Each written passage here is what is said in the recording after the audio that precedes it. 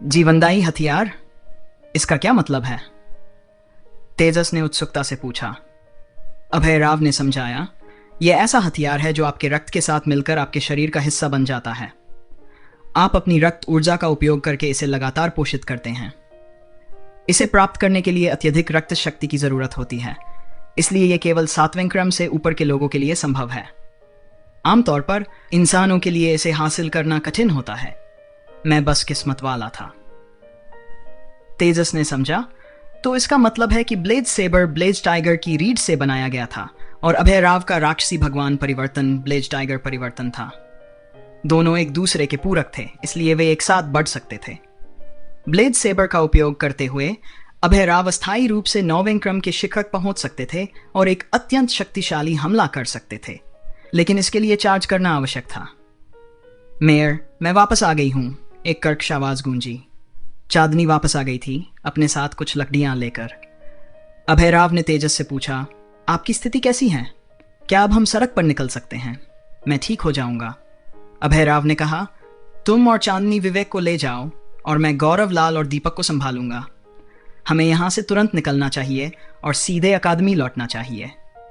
अगर तुमने जो कहा वह सही है और क्रोनोक्रोक ट्रांसफॉर्मेशन और सेलेस्टियल फॉक्स ट्रांसफॉर्मेशन सफल हो सकते हैं, तो ये जोखिम उठाने लायक है। अब सबसे महत्वपूर्ण बात है इन बच्चों को सुरक्षित वापस लाना। कल 9वें क्रम के पंख वाले बाघ राजा से मुठभेड़ के बाद कौन जानता है कि आगे क्या सामना करना पड़े। जल्दी लौटना ही सबसे अच्छा है। जी श्रीमान। तेजस और चांदनी ने लकड़ी के टुकड़ों को एक स्ट्रेचर में इकट्ठा किया और पतली बेलों से बांध दिया। फिर विवेक को उसके ऊपर बंध दिया, उसे हिलने से रोकने की पूरी कोशिश की।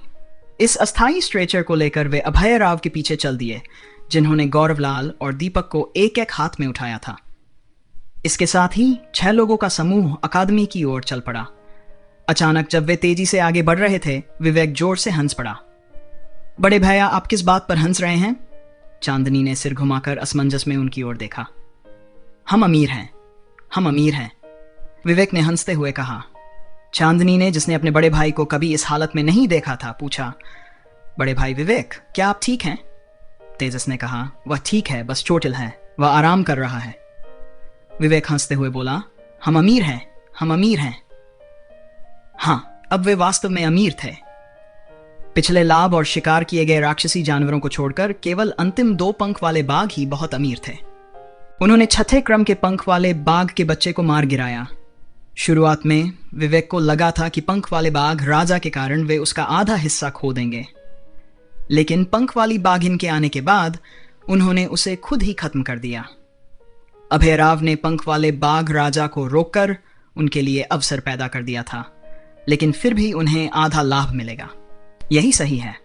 7वें क्रम की शीर्ष पंख वाली बाघिन की कीमत 10 नेचुरे सिक्कों से भी ज्यादा थी। इसके बरकरार खाल की कीमत तो आसमान छू सकती थी। अगर उन्हें इसे अभय राव के साथ साझा करना पड़े तो भी यह उनके लिए एक बड़ी संपत्ति थी, एक खजाना जो नेचुरे सिक्कों में मूल्यवान था। अपनी चोटों के बावजूद विवेक स्ट्रेचर पर लेटे हुए सहज महसूस कर रहा था और तेजी से गुजरते दृश्य उसे परेशान नहीं कर रहे थे। तेजस ने यह दृश्य देखकर हंसते हुए कहा, बड़े भाई, अब तुम्हें समझ में आया कि खतरे के बीच भाग्य तलाशना क्या होता है। क्या यह फसल तुम्हारी 1 साल की साधना से प्राप्त फसल से बड़ी नहीं है? विवेक ने बिना किसी हिचकिचाहट के सिर हिलाया। और भी बहुत कुछ। इन कुछ दिनों में भौतिक लाभ और साधना दोनों में बहुत अधिक लाभ हुआ था। तेजस मुस्कुराते हुए कहा, जब हम वापस आएंगे तो तुम्हें आराम करना चाहिए और पूरी तरह स्वस्थ होना चाहिए। हम फिर से लौटेंगे। फिर से आना? अभय राव की आवाज थोड़ी ऊंची थी। क्या कुछ समझ में आया? हम तो लगभग खत्म हो गए थे। तुम दर्द को ठीक होने से पहले ही भूल गए? तेजस हंसते हुए बोला, गुरुजी, जोखिम के बिना कोई लाभ नहीं। जैसा कि मैंने बड़े भाई से कहा था, हम खतरे के बीच ही भाग्य की तलाश कर रहे हैं। चुप रहो, मैं ये नहीं सुनना चाहता, अभय राव ने चिढ़कर कहा। वह खुद भी घायल था और पंख वाले बाघ राजा की क्रूरता इतनी अधिक थी कि अगर वह उसे मारने में सफल भी हो जाता तो भी शायद बच नहीं पाता। अभय राव को रिडेम्पशन सोसाइटी में लाने का पछतावा हो रहा था। उसके आने के बाद से अकादमी में अस्थिरता का एक और तत्व दिखाई देने लगा था। लेकिन दूसरी ओर यह भी स्पष्ट था कि उसके आने से कुछ अत्यंत महत्वपूर्ण बदलाव हुए थे। वापसी की यात्रा अपेक्षाकृत आसान थी। अभय राव 9वें क्रम के शक्तिशाली योद्धा थे और घायल होने के बावजूद सामान्य राक्षसी जानवर उनके करीब आने की हिम्मत नहीं कर सकते थे। जैसे ही उन्होंने अपनी आभा का थोड़ा सा हिस्सा छोड़ा, आसपास के सभी राक्षसी जानवर भाग खड़े हुए। वापसी की यात्रा में केवल 2.5 दिन लगे। दूर से ही भव्य काली अकादमी नजर आने लगी थी।